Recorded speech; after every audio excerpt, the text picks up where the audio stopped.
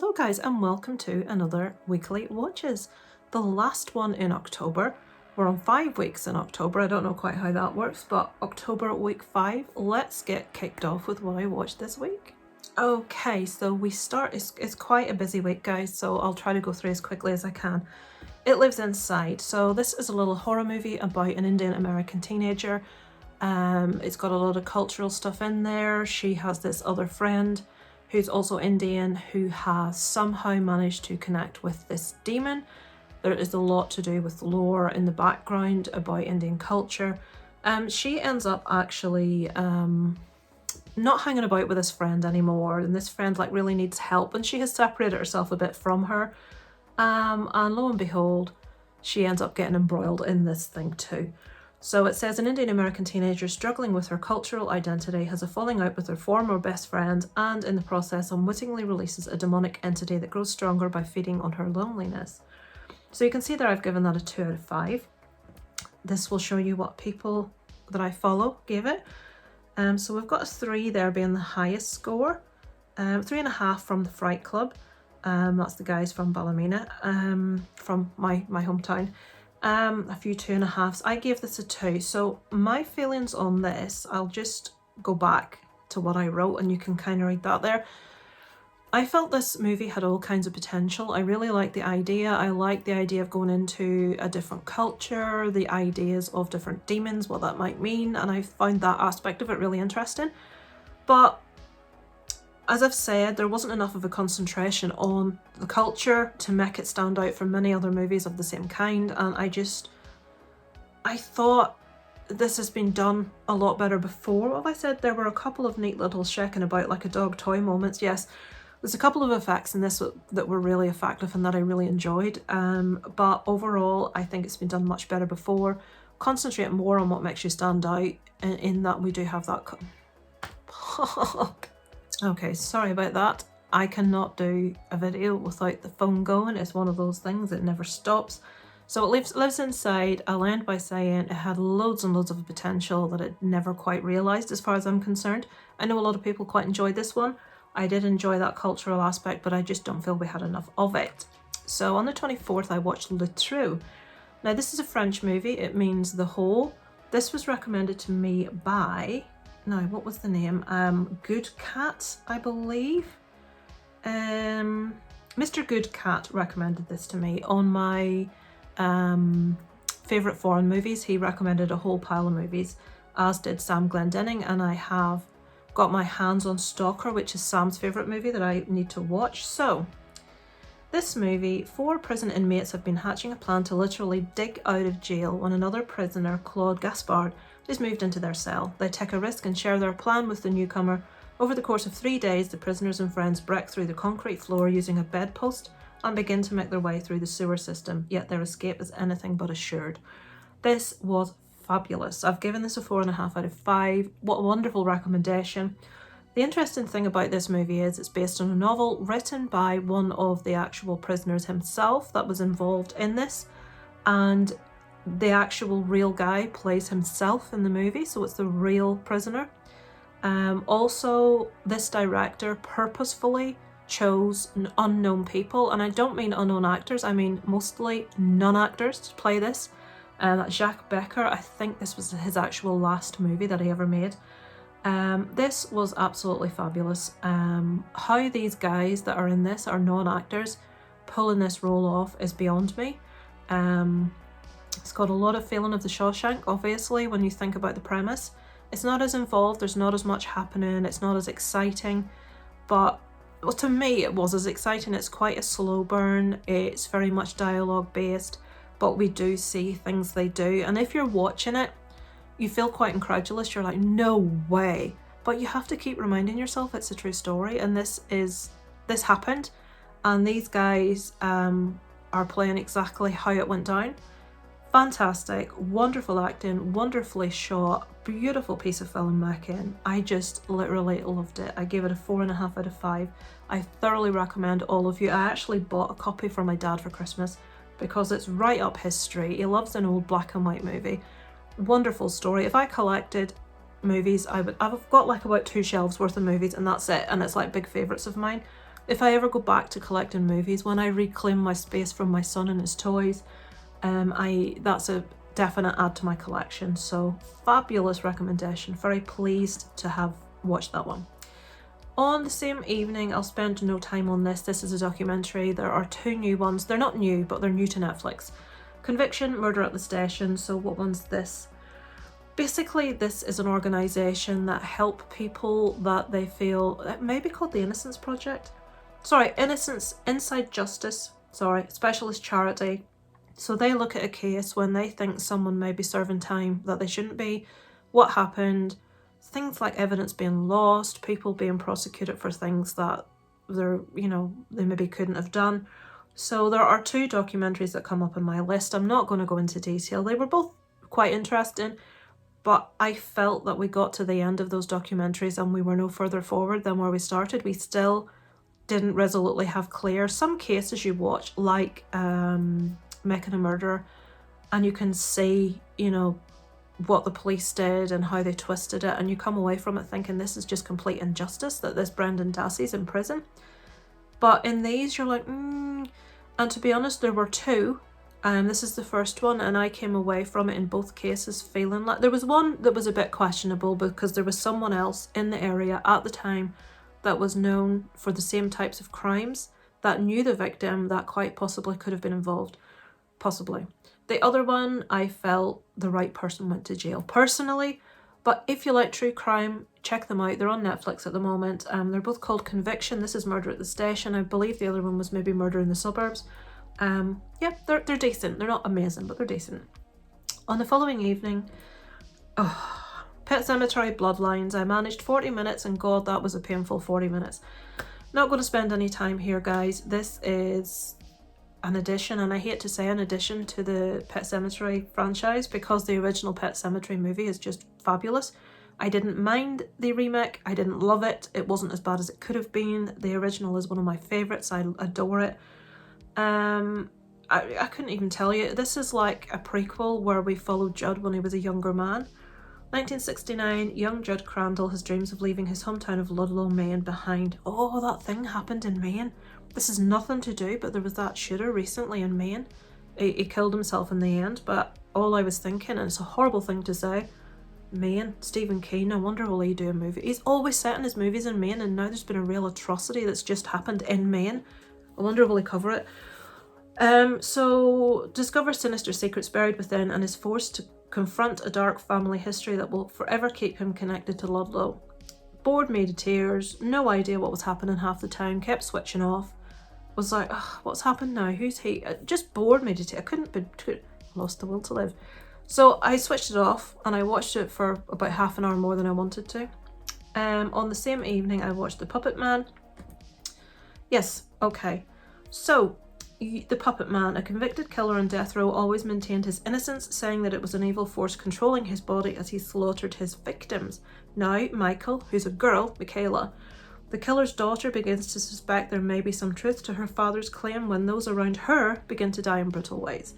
She must try and break the curse of the Puppet Man before all her loved ones are killed. I like this. I enjoyed this. It was easy to watch. It was simplistic. The effects were fabulous. There's a couple of effects in it that's like, wow, that's brilliant. I love that. I'll not even tell you what they are because if you haven't seen it, watch it. Let's see, 5 people on my list watched this. There we go. It wasn't very popular. A 3's the highest. I know Aaron watched this and he said that he really liked a couple of the effects, but I don't think he was overly enamoured with it. I think I liked it a little bit more than Aaron did. It's not going to reinvent the wheel. There's nothing particularly new. I thought the performances were all really convincing. I liked the character that we followed. I loved the effects, so it worked for me. So it's a decent little horror to put on in an evening to pass a couple of hours. It's not amazing, but I liked it. I enjoyed it. Where are we? The other one, Conviction, Murder in Suburbia, that's the one that I was telling you about earlier. Glenn Roselle found guilty of his wife's murder. He maintains he's innocent, and now there's an alleged link. That's the one with the double murderer, where someone else was in the area, was known to the woman, knew the woman, potentially possibly even worked in the couple's house, and could it possibly have been him and not her husband? So, but That's the one that's iffy. The other one, I do think the right one went to prison.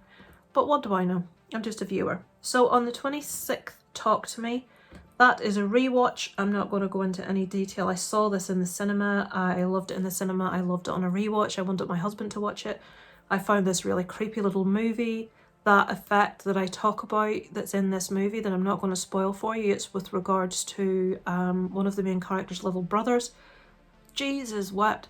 I had to look away when the effect was being shown. It's just a personal thing that, the effects are fabulous in this. I found just the whole appearance of the people when they become possessed by this hand, or someone dead enters them, or Mrs. And the blackening of the eyes and stuff. I just found it a creepy little movie. I really enjoyed it. If you haven't seen it, which I don't think applies to anyone I know, please watch Talk to Me. It's well worth it. Where are we? Five Nights at Freddy's. Spectacularly disappointing. There you go. So let's open up who has seen it. 24 people. And I will drag down here because it seems people are very divided. This keeps happening. There's a 4, 3.5, 3.5, 4, 3.5, 3. Mike, give it a 3, 2.5, 2, 2. Adam gave it a 2. Me and Adam tend to be quite, what did I give this? I gave it a 2. So I say me and Adam tend to be quite similar in our ratings on things. So this is obviously based on the very famous game franchise. I actually tried the game recently before I watched the movie. As far as I'm concerned, the game's terrible. I haven't played the rest. I played the first, and the whole concept of the game is your character is first person. You never see him. You're in one area. You just stood there in one room, and you have the ability to turn to the left or turn to the right, put a light on and shut a door on each side. That's all that you do. During the night, you must survive the night. 5 nights. You must survive 5 levels. 5 Nights at Freddy's. And I know this isn't the film, guys, but I'm explaining it for a reason. And you check the cameras of the place is it a pizzeria? What is it? Whatever it is, you check the cameras to see where the creatures are, animatronics are, and you have to basically try and shut the door of the office before they sneak up on you. I've been killed 3 times on night 2 by Foxy. Can't seem to get the door shut before he's on me. It does have a little bit of a jump scare when the thing just appears and you're you can't help yourself. It's not terrifying, but it's there in your face and you jump. So I was very much expecting in this game for there to be jump scares aplenty, and there was none. There wasn't even a scene of a close-up of one of the characters' faces sneaking up on anyone. There wasn't even when the cameras were being checked by the night watchman. There wasn't a close-up of the thing looking right at him. Nothing like that. Now I will say, it looks very similar to the game. They have got the different areas and the settings perfect. The animatronics look wonderful. I was bored senseless. I was convinced my son, who's a massive fan, and his best friend was going to hate this. I thought, they're going to be so disappointed because he's been looking forward to this so much for so long. And Our Cinema has rated BBFC, British Board of Film Classification. If you're on my Facebook, you'll have seen me complain. They've rated this a 15. Which means that if you're 15 or if you're below 15 in the UK, it's illegal for you to go to the cinema. The cinema can be fined, prosecuted. They can't let you in. There's no getting around it. You can't go into another film and sneak in. They come in mid-film and check and see who's in. You just don't do it. Simple as that. So, and you must have ID. And people say, but how does someone of 15 have ID? Well, if you don't have ID, you don't get in. It's as simple as that. And it must be photographic ID, so a passport, something like that. So I said it makes no sense to me because Belfast were the only place in the UK that introduced a 15A for the Batman. So I was able to take my son to see the Batman at the cinema, which he loved, which was amazing. Nowhere else in the UK did it, but Belfast did. And I said, surely to God, they're going to do this for Five Nights at Freddy's. And lo and behold, a couple of nights before it was due to hit streaming, Belfast announced that it was going to 15A. And I'm like, yes, I can take him to the cinema. But then they said, but we have to have a meeting first with the council, and that meeting happens on the 1st of November. So I'm like, right, all these kids that are desperate to see this for Halloween. So my plan was to take Isaac to see it with his best friend on Halloween. And the meeting doesn't happen to the 1st of November, so they can't go see it for Halloween. This thing was, I'm sorry I'm going on about this. This article was published in all the Belfast newspapers that this was going to be a 15A on this cinema chain, and all these people were going to the cinema with their kids, 6, 7, 8-year-olds. I'd phoned the cinema and I'd said, look, I want to check before I book this. It's still showing as a 15 on your website. The newspaper article says it's a 15A, and she explained to me the meeting, the first, which the newspaper article didn't mention. I says, oh my God, I do not envy you this weekend. She said, we have processed more refunds than we have taken money, because everybody is like booking it online and then coming in, and they're having to say, I'm sorry, but you can't see it until after the 1st of November if it passes, because loads of politicians here are trying to stop it being given a 15A. So, long story short, I managed to get it for Isaac to watch at home. So him and his mate sat down a couple of nights ago and they said it was the best movie they ever saw. Jesus Christ, that's it. Isaac has seen a lot of awesome movies. I'm very pleased they enjoyed it. I'm pleased they liked it. And I'm pleased it didn't disappoint them. But Jesus, it's certainly not the best. They both loved it. Said to Daniel, Isaac's friend, what would you give it out of 10? 10,000, he said. They're 12.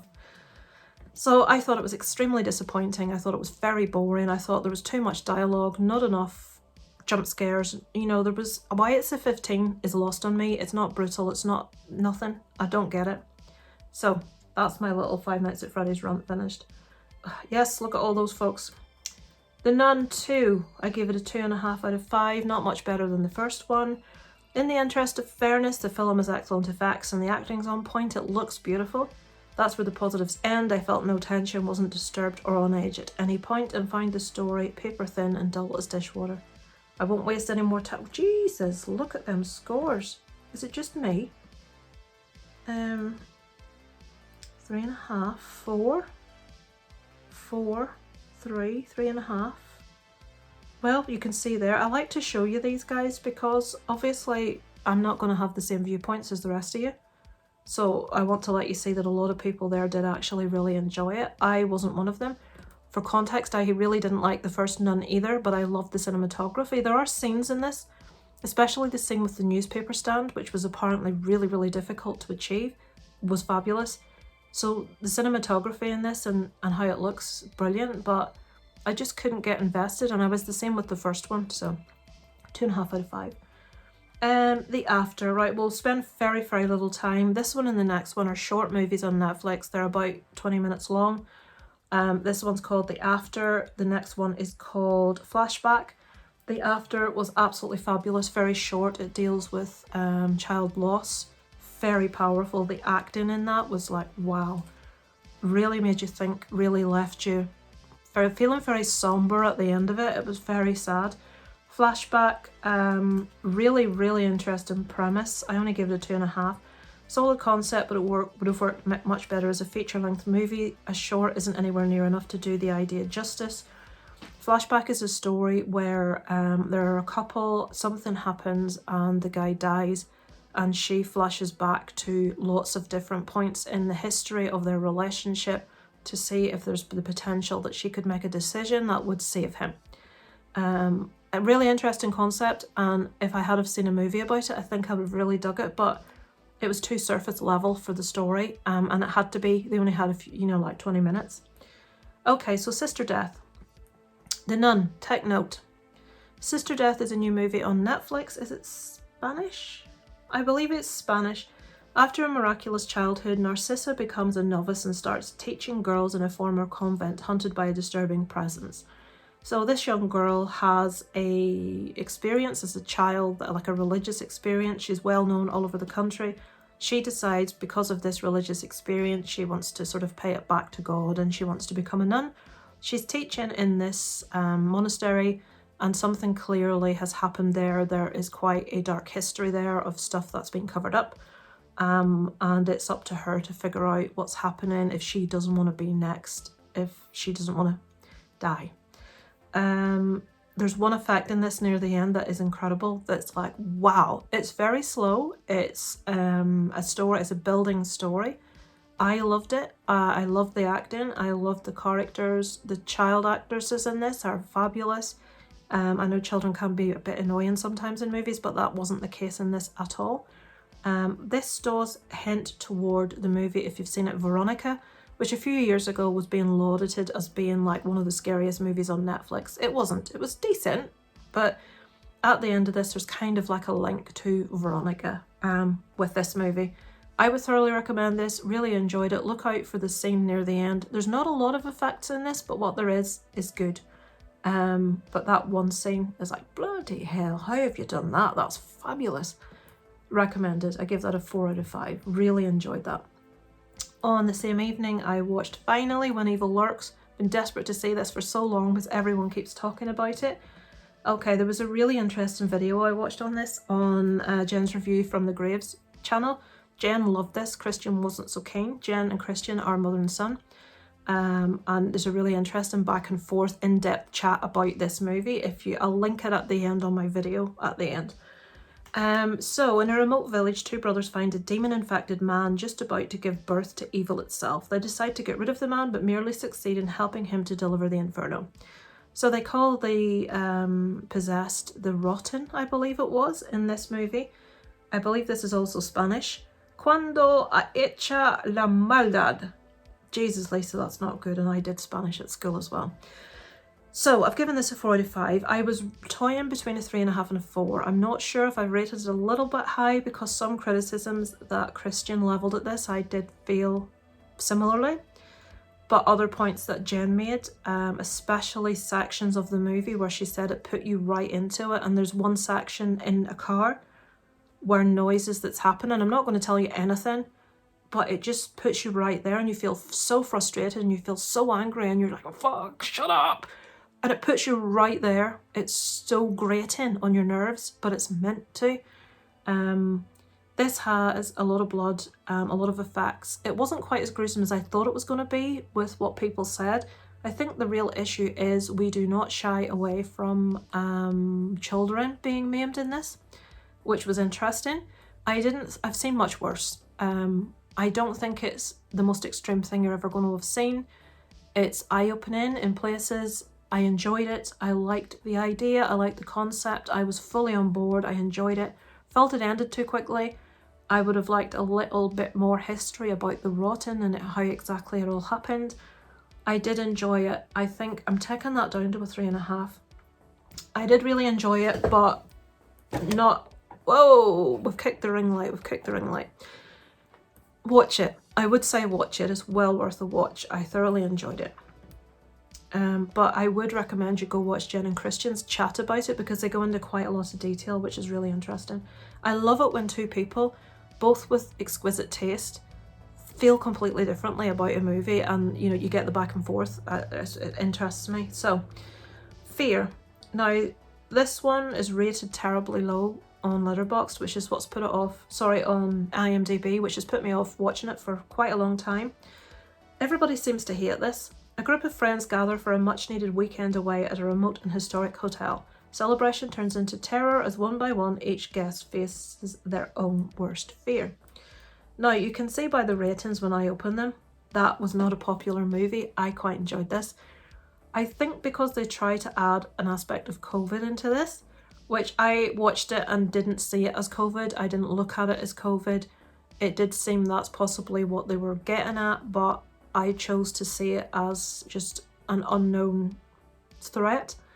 I liked the acting. I did like the story. I liked the effects that we had. Again, it's not going to be the most amazing thing you've ever seen, but I certainly don't think it warrants a half or a 1 out of 5 or the ratings it has on IMDb.